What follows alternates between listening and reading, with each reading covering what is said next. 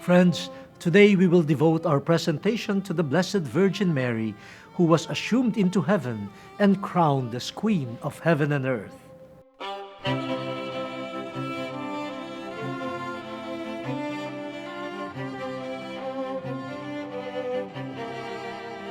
The Church just recently celebrated the solemnity of the Assumption of the Blessed Virgin Mary and marveled at her who was blessed among women and whose soul proclaimed the greatness of the Lord. If you recall, there are 4 Marian dogmas. We already introduced them some time ago. One of the Marian dogmas is on the Assumption.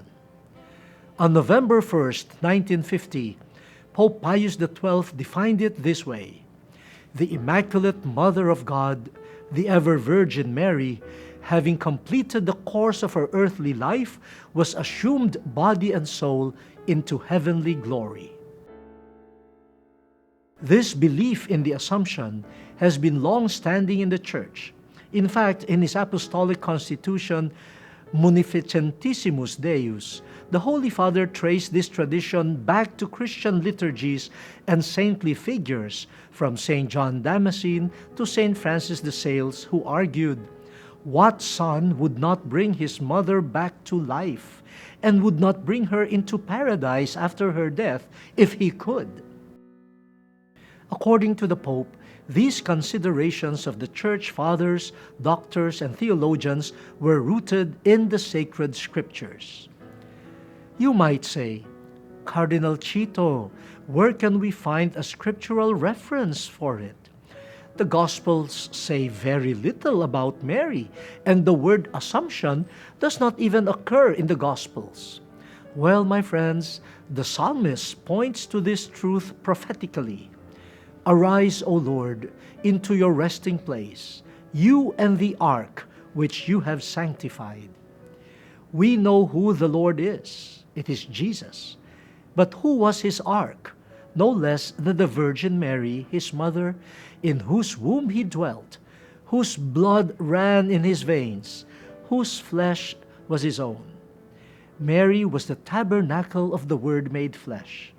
Let us go back to that moment when the angel Gabriel proclaimed, "You have found favor with God, and behold, you will conceive in your womb and bear a son, and you shall call his name Jesus." But we know that this grace, this favor she found with God, started with her Immaculate Conception. God has chosen her before all the ages for a mission and preserved her from any stain of sin from the moment of her conception. This unique privilege merited for her an exemption from corruption of the grave and advanced her to the redemption of her body, assumed into heaven to be with her Son in God's presence.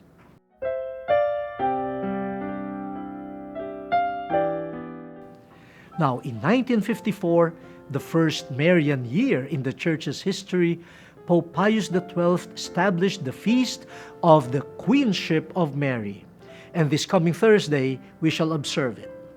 According to his encyclical Ad Caeli Reginam, this liturgical feast will afford a climax to the manifold demonstrations of our devotion to Mary.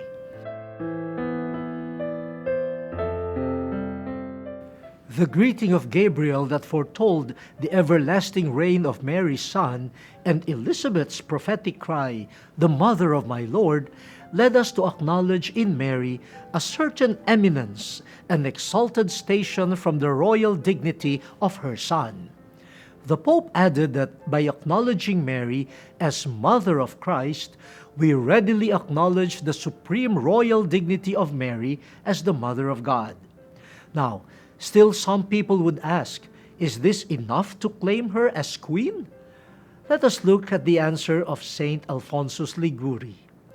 Because the Virgin Mary was raised to such a lofty dignity as to be the mother of the King of Kings, it is deservedly and by every right that the Church has honored her with the title of Queen.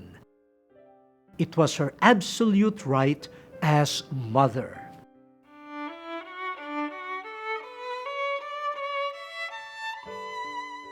There you go, my brothers and sisters. We hope we were able to help you understand better the reasons behind these two Marian celebrations. Let us learn from the Blessed Mother. She opened herself totally to God all her life. No one could ever imagine what God prepared for those who follow and love Him. O Mother and Queen assumed into heaven, pray for us that we may be like you, always pleasing in the eyes of God.